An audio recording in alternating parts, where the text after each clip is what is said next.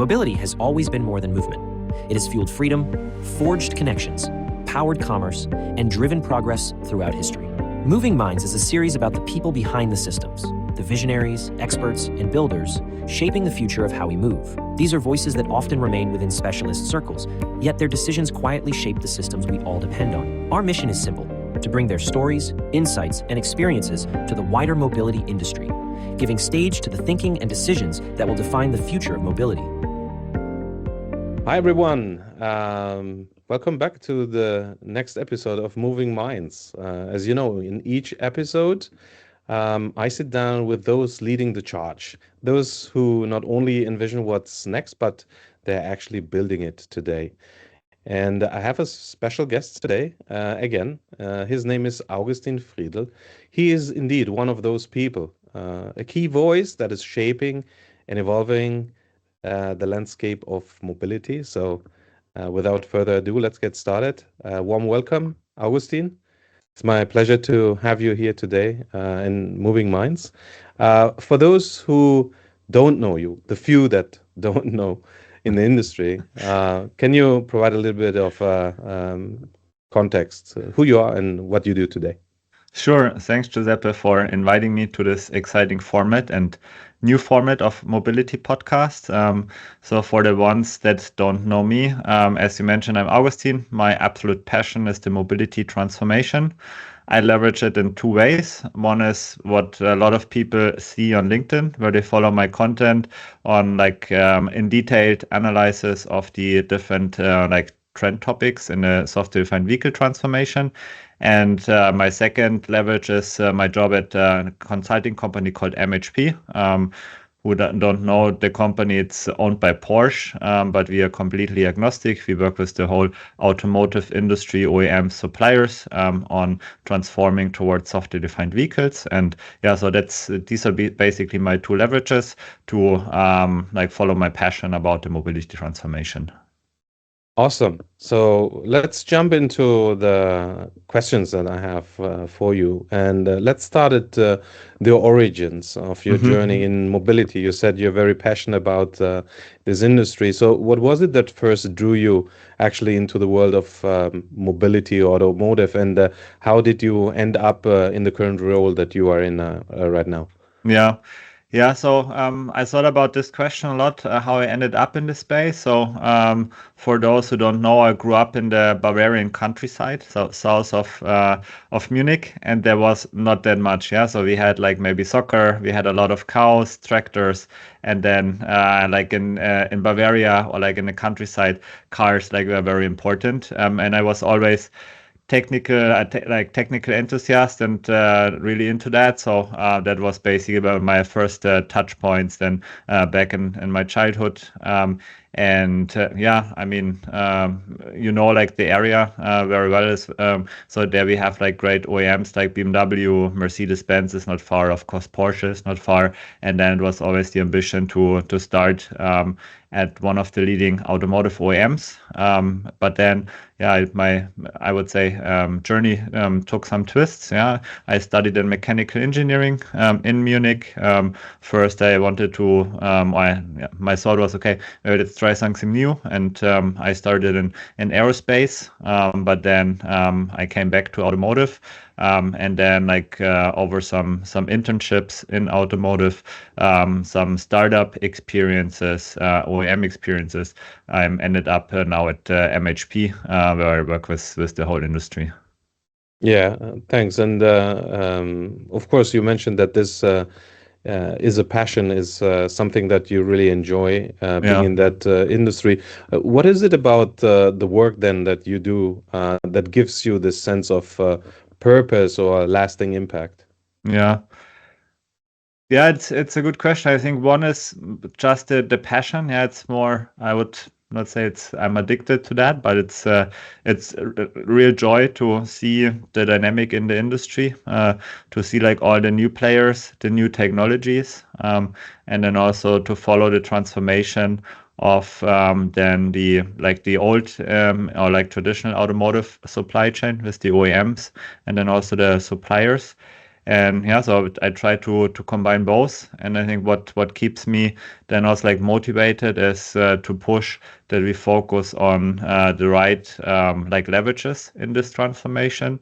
So my personal opinion is that like technology and product is is the core of our discussions, because like all of us, we love like technology, we love great cars, we love the products, but what we leave out is basically this complete customer focus and the organizational challenges, and that's what I push for. Yeah, so that's keeps me motivated to work with the whole industry, also with your colleagues at Upstream, with then also like the suppliers, the OEMs, basically to change like three important things that I see there. So one is to put aside our egos. I think that's one of the big hurdles on this transformation.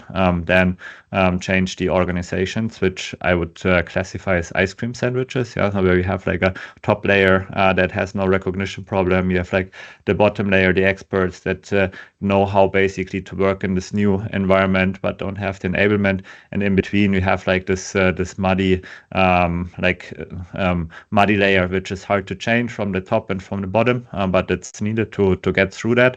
So and then the third point is okay that we need to walk the talk, to get to where we want to be, and yeah, so that's basically what keeps me like pushing, and what is fueling my passion basically every day. Yeah, absolutely. It's a crazy speed at which this industry is reinventing or advancing. Hence, my next question is, can you share something about your current job that most people, maybe even the Mm. ones in the industry itself, would be surprised to learn? Yeah, yeah. Before I answer that question, maybe also one comment, because you mentioned like the speed and dynamic. For me, it's a bit two-sided. So it's on the one side, it's like, okay, yeah, it's technology and some areas of the world, it seems to move very fast, but at the same time, the industry like moves very slowly. Yeah. So then when I prepared like for this podcast, I thought then also about my starts in the automotive industry, which or that was an internship at BMW, where we basically were working on the Project I, so the program that led to the first i3 BEV model, and so on. Yeah, and it and like redesign it like took ages basically to get there, and at the same time we have like this crazy dynamic of like new technologies, new players from China, and so on. Yeah, so it's both for me, and that's very exciting. And to the question that you raised about basically what is a surprise, I would yeah, maybe separate it in two areas. So one personally to me, so it's most of the people I talk to then in real world, they don't know that like what I do on LinkedIn is my personal passion. Yeah, so they think I'm like a professional analyst, and it's part of my role at MHP, which is not. Yeah, so that they're then really surprised that I do this during my free time on the weekend, and create this the content and share the content and with like the community. So that's one surprise. And so this is then also sometimes they categorize me in the I would say in the wrong industry. So they see me then more as an analyst. I would say I'm a like strategy consultant with strong analytical interest and the knowledge. And then like behind us is the great team for the technical implementation. Yeah. So this is more like a surprise linked to my personal work, what I do. If we talk about surprises in the industry, or what's it's surprising to me, and then also to the others, is the limited knowledge about the key KPIs in terms of the SDV transformation. Yeah, so it's often what I see then or get back as a feedback is, yeah, okay, I didn't know that we are just at 5% or below 5% SDV penetration in global car sales, or then that there's the zonal architecture is not basically mandatory for SDVs and so on. Yeah, so basically this is then also like always surprising. Yeah, definitely. And you mentioned your community, by the way, amazing stuff that you put out. If there's anyone who doesn't know, I encourage them to go to LinkedIn, follow you, and check out the amazing content that you push out. It's really worthwhile reading it, and also the continuous updates that you provide on various topics is something that I'm sure many people appreciate. So thank you for clarifying that you're not an analyst, and it's actually in the spare time that you Yeah. do all this great stuff. Which again, thank you for that. Yeah, thanks for the feedback. And I mean, I love to deep dive into like all the uh, let's say the details, and then try to also make sense of that. Yeah, combine and also different signals and so on, and then okay, leverage also the knowledge in our projects. Yeah, so this is then there's definitely like a link to what you see on LinkedIn and what I do then in the projects. Yeah, from LinkedIn to the projects, never the other way around. But yeah, that's I think that helps us and my colleagues also to basically deliver then like better work to like in the projects that we do. And it's quite a sizable community, right? How big is the follower? I think Uh, close to 65,000. wow, No, that's so sorry, no, 65. It's 56,000. Yeah, so it's anyway, little less. still, Yeah, it's still, more than still. 50,000. Yeah, Yeah, okay. That's still a very significant number of people that are kind of looking into your content, and because it's of great value, as I mentioned, yeah, people follow that. So a consultant by heart that makes you share this content and the wisdom yeah, and the knowledge that you have. yeah. Again, thank you for that. Let's look a little bit at today's reality. So we talked about your origins and also what you do. In your view, what's the most misunderstood challenge then in automotive or in mobility or in SDV as you see it today?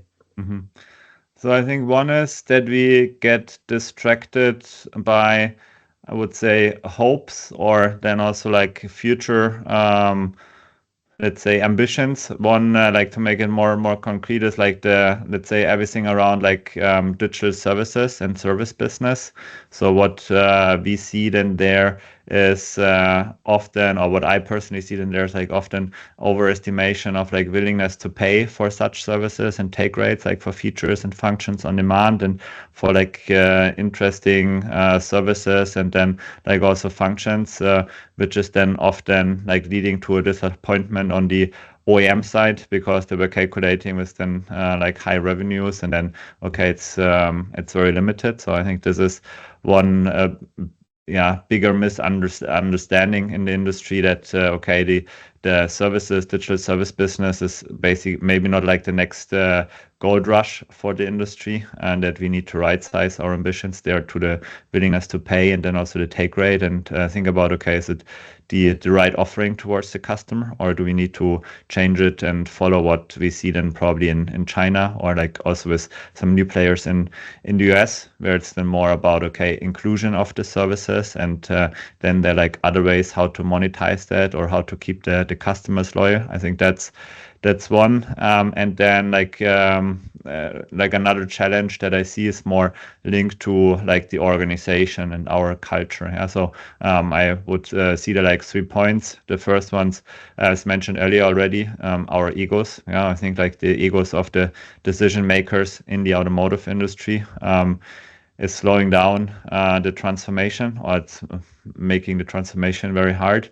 The second one is which I call ice cream sandwich organizations. Yeah, so where we have basically like the three layers, like this top layer, and then the experts in the middle, then like the ice cream, and like the top layer, they don't have like any recognition problem, and the experts, they know how to work, but basically this part in the middle is like slowing then the whole organizational down. Yeah, so, and some others call it also like clay layer, which is then basically like then the second big challenge. It's they recognized it, but it's not very well understood how basically we can change these organizations, or could we really change it, or maybe do we need to rebuild new organizations? So I think that's one, and then the last one, and I would say that's the most easiest one to fix, is that we are still as an industry, like driven by I call it like engineering dilemma. So instead of asking the customers what they want, I have then customer data-driven product and services design.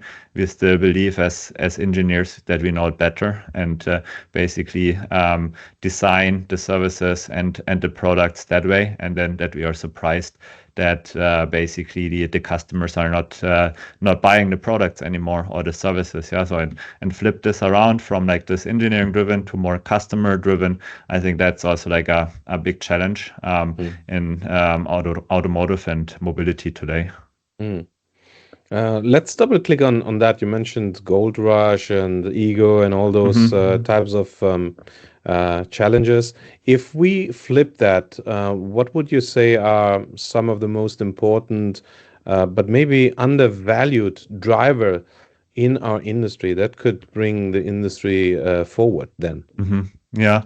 So one is definitely leveraging partnerships, and you might know I like published also a new study about that, the power of partnerships. Yeah, so basically leverage the partnerships. So moving beyond the step of announcing it and say, okay, we partner with XYZ, really focusing then there on execution and then also on then the evaluation. And I think there also link it to maybe like standards and more like standard buy instead of like customizing everything. That would speed up things, reduce costs, and then also would say deliver higher quality products. And then of course link to egos and ice cream sandwich, changing our organizations. I think this is definitely like a important driver, undervalued driver, and we need more like focus on this topic on the agenda of like the whole organization driven from top management then through the organizations, and then they'll have like whole ownership or true ownership. Let's phrase it like that. And then another point might be then also it's more bit more technical or linked to tool chain, which is then like the shift left approach. Yeah, so probably you at upstream are aware of that as well, or like already working in this environment, so that you say, okay, look, let's take the technology tools that we have linked to virtualization and to simulation, basically, to be able to like test like way earlier to test, then also in parallel identify then there also like the issues and problems earlier, and then basically like save times and costs as well. Yeah, so I think this is then definitely something also like decision makers should keep in mind and put the more focus on that to be faster and reduce costs. Yeah, interesting perspective. Thanks for that. Now, let's zoom in again on your role. And can you give us a glimpse of how maybe in the last 3 to 5 years, your role specifically has evolved? And what do you think will it demand going forward from you over the next couple of weeks, months, maybe? Yeah, that's a good question, and I mean, like 3 to 5 years, it's a long period. Yeah, so 5 years, it was around 2020 then, so which was in the middle of COVID. I think there the biggest shift was to work or like to shift from 100% on site to 100% like remote, and then still be productive and have like the communication flowing with the project teams. So that's definitely one. And then for me personally, also the role changed a lot because I moved from the OEM side to like MHP as a management and IT consultant then. Yeah, so I switched roles in 2022. Yeah, so 3 years ago, and that then was like a completely different way of working for me. Yeah, so working on projects and like internal strategies to supporting customers, supporting clients on their challenges. Yeah, so that was quite interesting. And then, okay, with that, I then also my passion was then also to establish new topics. Yeah, so I mentioned earlier I was then also in startups and helping to build different startups companies in the mobility and technology space in Berlin, and that was like real joy. Yeah, so basically that's what I had and also I have now back at MHP to develop and establish new topics linked to mobility services, linked to digital services, and then also like linked to software-defined vehicle topics on like different aspects in car, in the cloud, and like also like connectivity. Work there with then the team or the teams that we have here at MHP. Yeah, so that completely changed. And you also then ask, okay, what is my change in the next years from now, or what could happen there next? Yeah, so I think there, as mentioned earlier, the focus will shift from explaining more the transformation towards software-defined vehicles and explaining the different aspects of that, like layers, technology, etc., to basically do the organizational transformation. And that's what we see picking up since roughly, I would say, like 12 to 18 months. Yeah, so that first we as a team also probably need to change our way of working and how to win, but then also, okay, big work will be, okay, from explaining to the customers about the technology, more to support them on this transformation to like high-performant organizations that could master the transformation, including then also like the tool chains and the processes that you need for that. Yeah, thank you. Now, here in Moving Minds, and when I ask you to participate as a guest, as I mentioned to you, we like to look a little bit under the hood, quote unquote, which means we want to look beyond the role itself. Can you share in that regard what type of mindset or habit you personally rely on when things get uncertain or overwhelming? You mentioned the time in COVID, changing roles and the challenges that came with that. Can you elaborate on that a little bit? Yeah, sure. I thought about that as well. And I mean, I have like family with like 3 kids. I have my job at MHP, a full-time job, and then I invest a lot of time and passion in what I do on LinkedIn. So per se, I would say I'm quite stress resistant. And I would also say I work better under like stress, and also if like things are a bit overwhelming. And yeah, so as one big part of my career was working with startups, and in startups basically you like everything is uncertain. Yeah, so you don't know how you would get or set up your team. You don't know if you will survive on like financial level.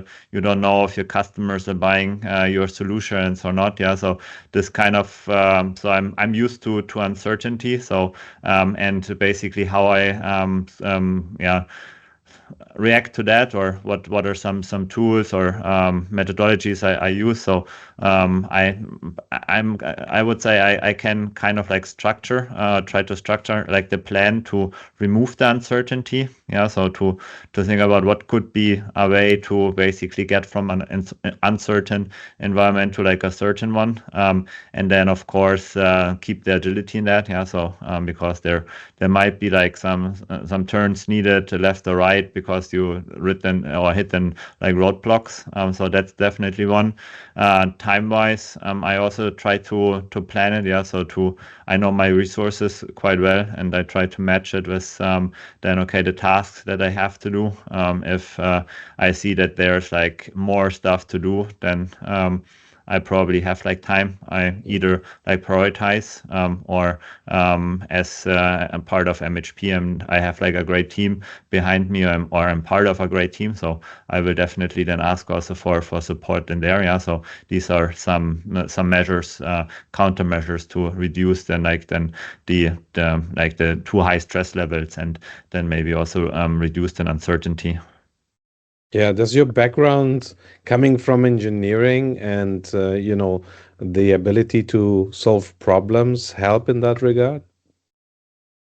I would think so, yeah. I think it's I don't use the knowledge that I gain, or most of it, I would say. I don't use doing my job now, but the way of working and the way of like tackling problems definitely it's Mm. helping me today. Okay. And Yeah. then also like working there in startups, yeah, with Rocket Internet or Uber, learning then there from like entrepreneurs, and Mm. then also being part of teams like where you solve then like uncertainty together as a team, with like then also the different departments, not in silos, yeah. So then through tech, through marketing, operations, and then like all the other like corporate functions, etc. I think that's also like this kind of mindset is helping me a lot today as well. Yeah, definitely. Yeah. Now, in terms of the career or Hmm. the opportunities you had to work, when you look at the impact that you've had personally, Hmm. and doesn't matter if it was a big or a small one, what is it that you are most proud of?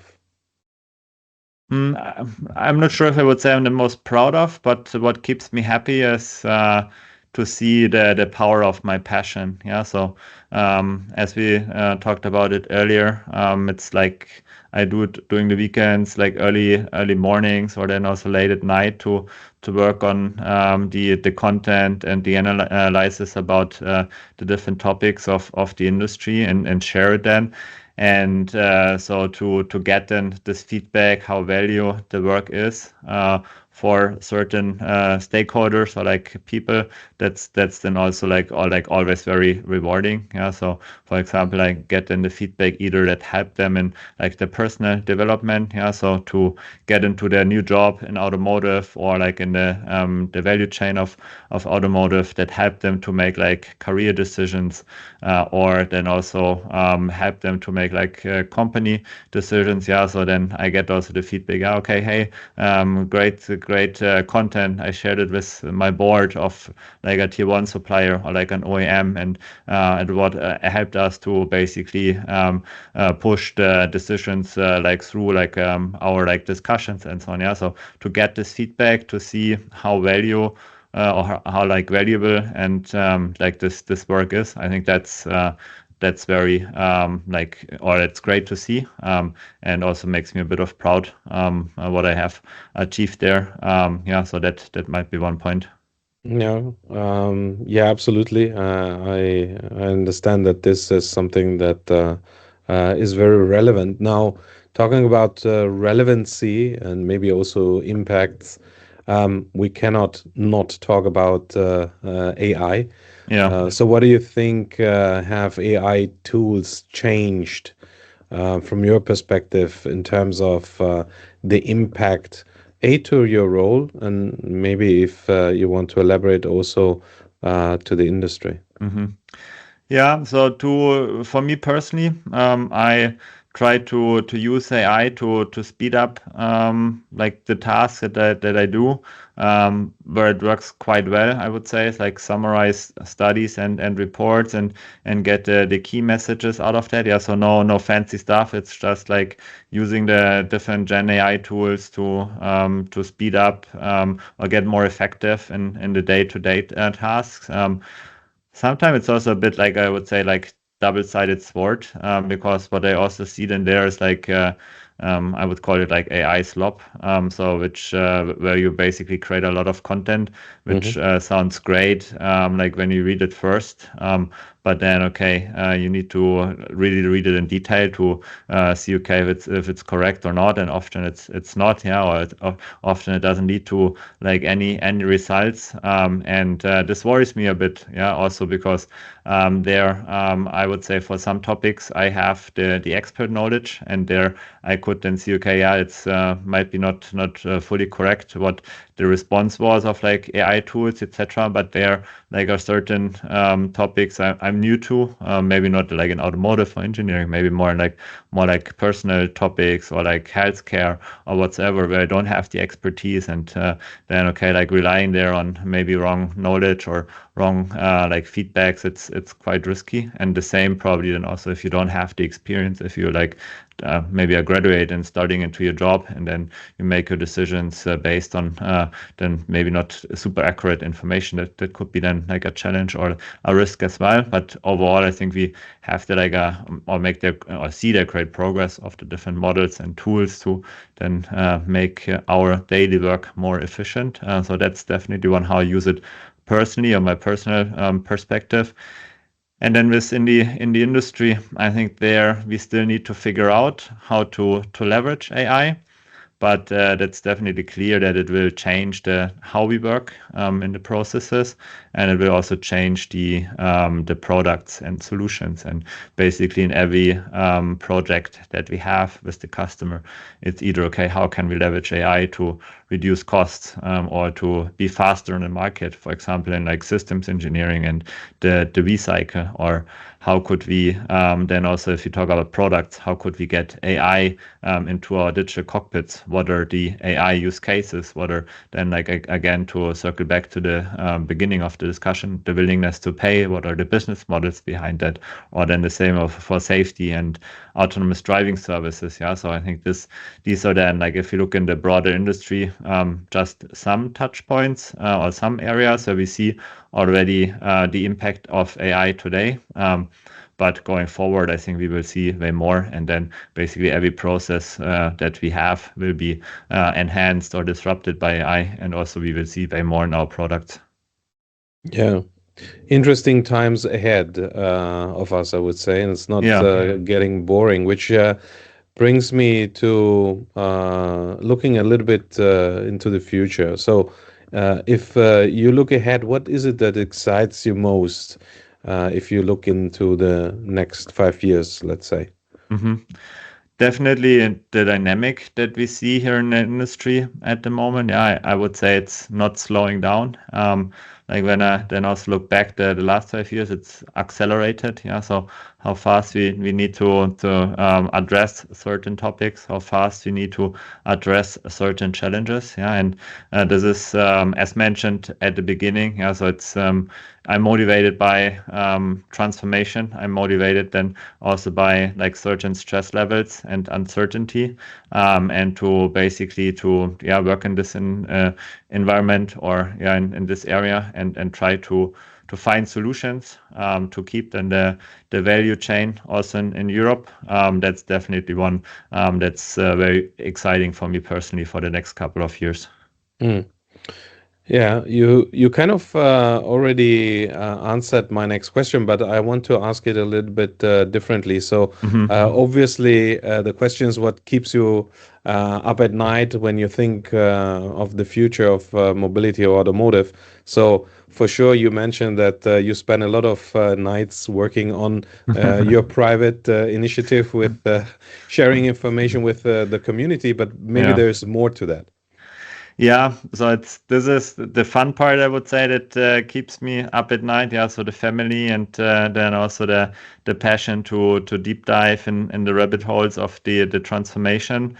So more from like a worrying part, I would say it's the shift of value creation that we see there at the moment since not only today, also it happened in the last couple of years, or maybe also in the last decade. Yeah, the shift from value creation from local OEMs here in Europe and tier one suppliers to new tech players and automotive challenger OEMs from China or from the US. Yeah, and if we think about AI, which we discussed about earlier. So it's, there we are at the moment, I would say, at the inflection point. If we repeat the same mistakes that we have done with battery technology, and like maybe also software and cloud, where we lost the whole value chain and to like players in other regions of the world. And with AI, I think it's not too late. Yeah, I mean, this wave or next platform shift started just like 2 to 3 years ago, or like really took off 2 to 3 years ago, and we need like a strong response to that as European automotive industry,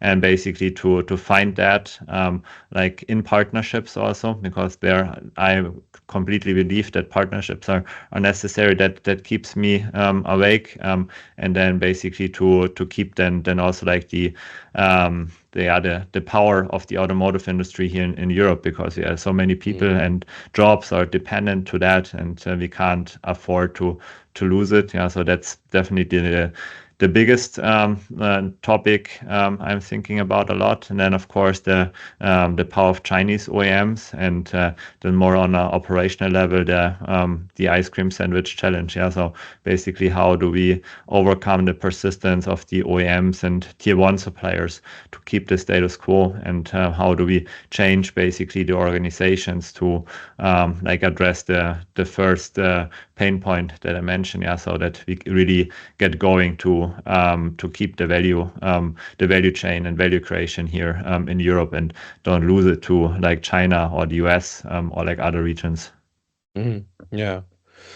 No, thanks for sharing that perspective. I think many people can relate to that. I'm convinced that your concerns are not alone, and in order to help the industry then on contrast, and I think this is one of the missions of this format, to talk about the greatness and the opportunities in this industry.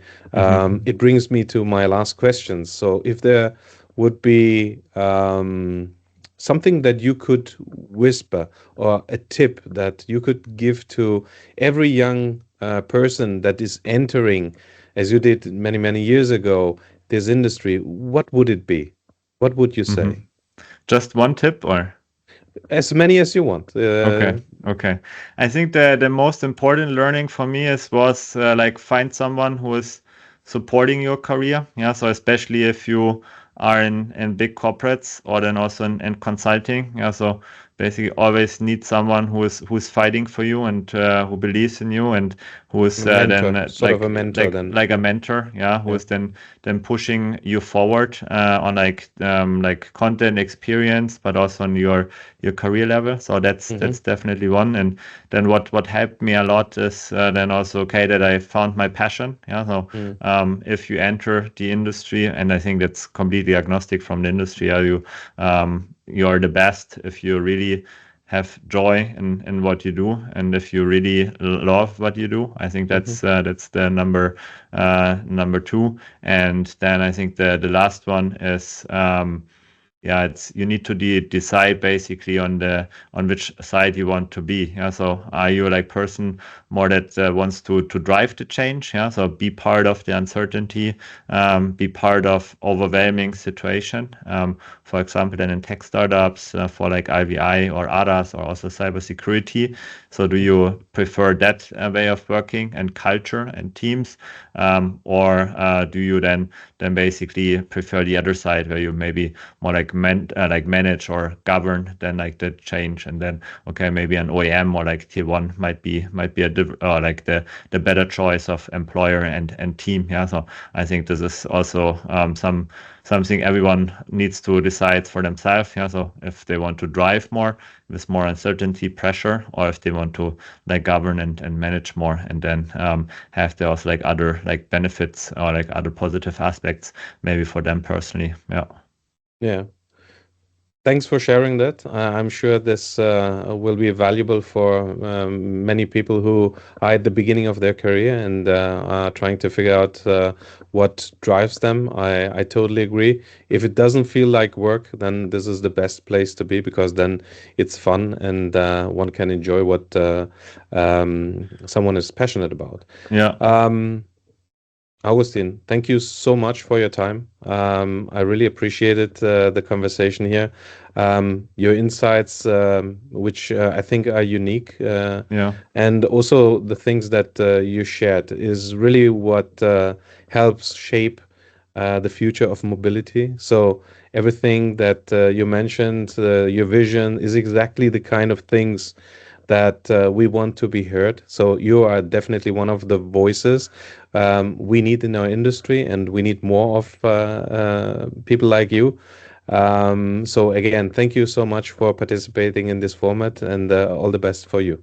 Thank you, Giuseppe. It was a real pleasure to share or to talk with you about the different experiences. And I'm very open-minded and pragmatic. So there also the offer to your audience, if you have like any question, if you want to discuss anything about like technology, organizations, your career, reach out to me on LinkedIn. I think that's the easiest way. More than happy to share knowledge, ideas, to talk about the industry and the transformation. And yeah, thanks for that. And yeah, let's talk soon. Yeah, perfect. I think that was a perfect invite. So follow that message. And again, thank you so much, and see you next time. If today's conversation offered a new perspective on what drives mobility, we'd love for you to follow the series, share it, and tell us your thoughts. You'll find more episodes with the people shaping what's next. One question, one insight, one decision at a time. Until next time, keep moving forward.